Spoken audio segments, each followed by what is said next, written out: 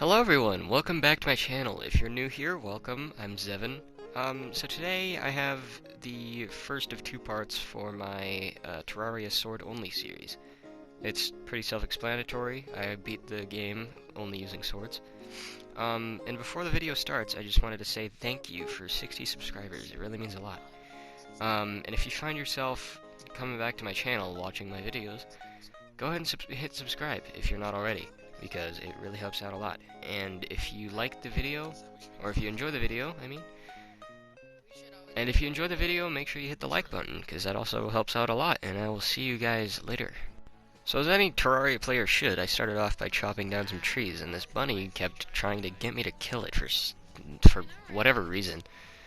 But anyways, I made a house, made a better sword, and some armor, and started exploring. And as I was walking to the left, I remembered something that I had found out that was added with the new update, auto swing. It's incredibly helpful for melee and summoner, because you can just hold the attack button every time you want to hit something, instead of having to tap it every time you're going for an attack. So for example, with these vultures, I probably would have just tried to run away from them if auto swing wasn't a thing. So yeah, that's pretty great. And while I was in the desert, I decided to grab some cactus so that I could have a slightly better pickaxe and armor. I kept exploring to the left and found the corruption, which had a pretty easy way to get down. While I was down in the corruption, I devised an intricate plan to destroy a shadow orb with some bombs I picked up while exploring. Uh-oh. I lost some footage here, but I started making a elevator, made some tungsten armor, and built some more NPC housing. As I was digging my elevator, I came across some platinum, which I knew I would need to make better gear. Oh, get rolled, bitch! Uh-oh. I'm about to get rolled. Anyway, I respawned and decided to make a platinum pickaxe so I could mine faster. Also, so I could mine demonite and create a better sword. And as I went down the elevator again, the game decided to bug out or something because it wouldn't let me double jump near the end of where I had dug to. And I was stupid enough to not think of the fact that I had climbing claws to save myself from the fall damage. I then found a spider nest which had a web slinger grappling hook, which allowed me to have much better mobility. Got the web slinger, I'm Spider-Man, bitches. Just past the spider nest was a railway which led me to the underground desert with some pretty good loot inside. By this point I finally had the bright idea to mine the demonite with the platinum pickaxe I had made earlier. Shortly after I mined the demonite in the desert, I found the golfer NPC, which doesn't really have anything useful for me, but he does help with happiness levels so I can set up a pylon network around my world. And after a little more exploring, I finally decided to make the Light's Bane sword, a major upgrade from my wooden broadsword. With my new upgrade, I felt equipped enough to make my way to one of the oceans, so I set off to the left and found the angler. As well as something pretty awesome. I'll just let you see for yourself. Holy shit. Oh my god! Holy shit! What the fuck? I didn't know I could do that. Oh, we zooming. Oh my god! Holy shit, bro. While I was building some NPC housing over at the ocean, the Eye of Cthulhu decided it was time to look up my skirt and completely violate me. After Cthulhu had decided the Fourth Amendment doesn't apply to me, I decided to build a proper arena rather than 20 platforms loosely hanging from some trees. I guess Cthulhu really doesn't like beach houses because this was the second night in a row that he decided not to ask for consent, but this time, I was prepared.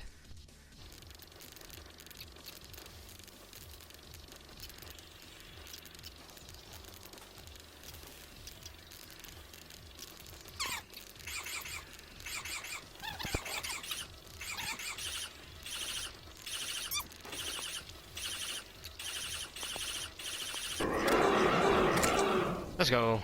Shortly after I had defeated the Eye of Cthulhu, a goblin army began to approach from the west, and it was hell. Dude, the archers are the worst part of the fucking goblin army, I swear. Fuck. Get juggled, idiot. And loser. Oh.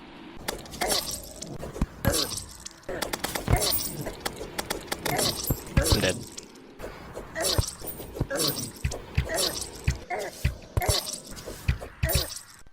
Anyway, after that massacre of population me, I finally had some peace and quiet so I could at long last finish my beach housing. This is probably the second best looking thing I've made in Terraria, and it looks like my 7-year-old brother made it. I have no idea why God hates me. Well, I think I do, but I only got one night of peace before another goblin army was thrown straight at my sack.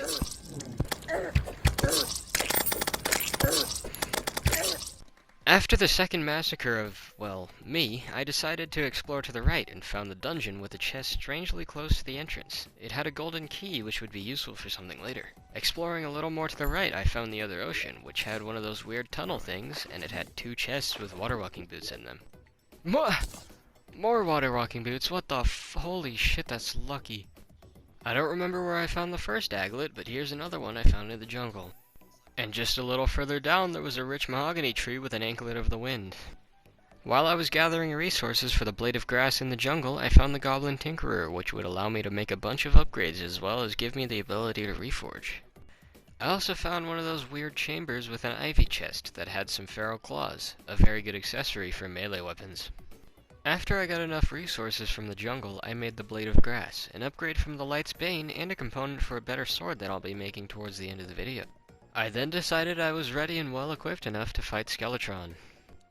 Alright boys, I'm about to fight Skeletron and wish me luck. You got this. Okay. May his cheeks be inside you. Wait, no. Huh? Whoa. May his cheeks guide you. Wait a minute. Okay, I'm gonna clapping of ass cheeks, goddamn. when you could get the Fuck. As it turns out, I was not ready. I thought I'd just suck at the game, which I do, so I decided to give Skeletron the ass clap of a lifetime. I thought I'd just suck at the game, which I do, so I decided to give Skeletron the ass clap of a lifetime. It did not go well. I finally began to rub my 2 remaining brain cells together and began making platinum armor and potions that actually worked. Come on, magic mirror. It's not a magic mirror. What is that, like the 4th cloud in a bottle? Ah! Scared the shit out of me.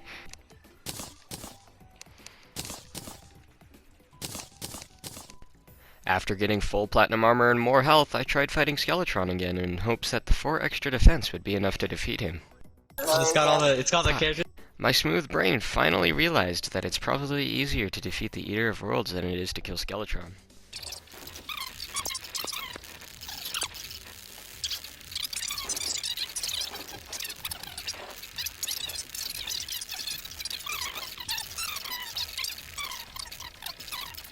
Like it's like a serrated. Get this serrated. After creating the shadow scale armor, I realized I didn't have enough resources for the pickaxe, so I went back to the corruption to fight the Eater of Worlds again. While I was below the corruption, I found my 2 remaining life crystals, which allowed me to be at full health. I then created the nightmare pickaxe so I can mine hellstone later on, to make better upgrades to my armor and weapons. And now that I had full shadow scale armor, I felt that I was finally ready to fight Skeletron.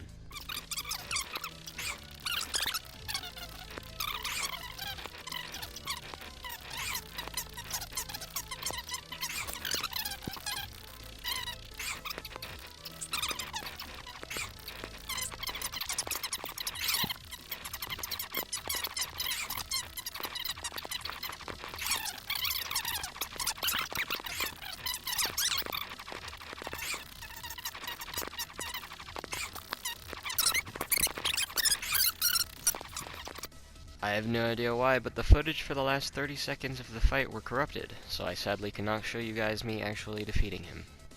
After defeating Skeletron, I went down into the dungeon and found the mechanic, as well as the Miramasa and the Cobalt Shield. I then used a teleportation potion that I found in the dungeon, which teleported me to a new biome I had never seen before. No way! Did it? Oh my god, it teleported me to the ether. This is the Ether biome, one of the coolest things added in the 1.4.4 update because of the new liquid called the Shimmer. The shimmer has special properties like turning slimes into shimmer slimes, deconstructing craftable objects, and even creating new items. Also, if you jump into the shimmer, you phase through blocks until you reach an open area. This is called shimmer phasing, and you cannot do anything while in this state. While looking for sky islands, I found one of the new town slimes floating around in the sky. I popped its balloon, and it fell straight to the ground. All it told me was burp. Earlier on in the playthrough, I found an angel statue, and they finally gave it a use if you throw it into the shimmer. If only the shimmer existed in real life, maybe I could throw myself in there and be useful. That's cool. After I made my ocean look like space, I decided to go back into my elevator and found a lava charm to the right of a mine shaft. All I need now for the Terraspark boots are the ice skates. Shortly after getting the lava charm, I started mining obsidian, which will be useful later for making hellstone gear. There's the ice skates. Holy shit, dude. As I was digging the rest of my way to hell, slime started falling from the sky, and I knew King Slime didn't stand a chance with all the weapons, armor, and equipment that I have.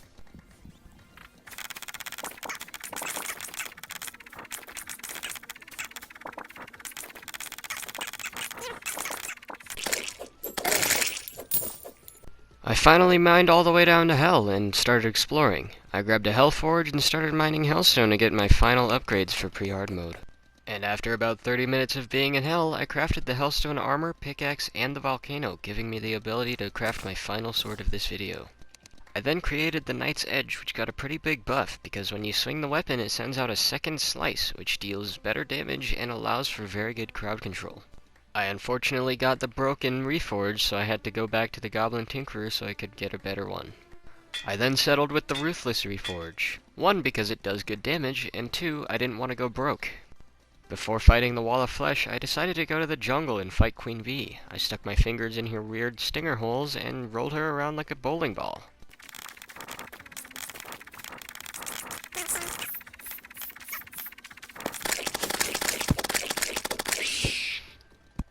Before fighting the Wall of Flesh, I began making the rest of the NPC housing I would need for hard mode. I then started making my final preparations for the Wall of Flesh by building the Hell Bridge as well as placing some campfires alongside it. And soon after was the big fight. What the frick do you got?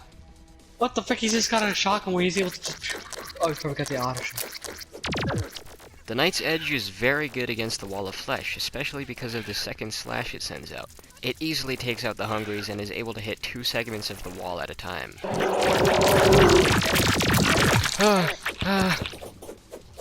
Okay. That was scary.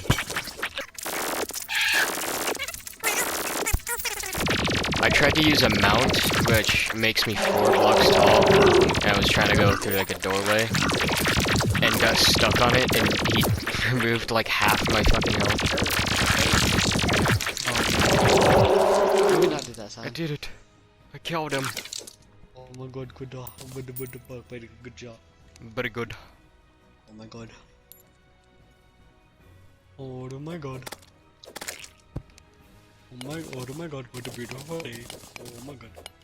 What a beautiful day, beta. Oh my god, beta, we're going to have a beautiful day now that we got the chicken curry. Oh my god. Oh, it's got the salt on it too. Oh, beta. Anyway, that is going to do it for this video. I hope you enjoyed. If you did, go ahead and press the like button, as well as subscribe, because it really helps me out. Anyways.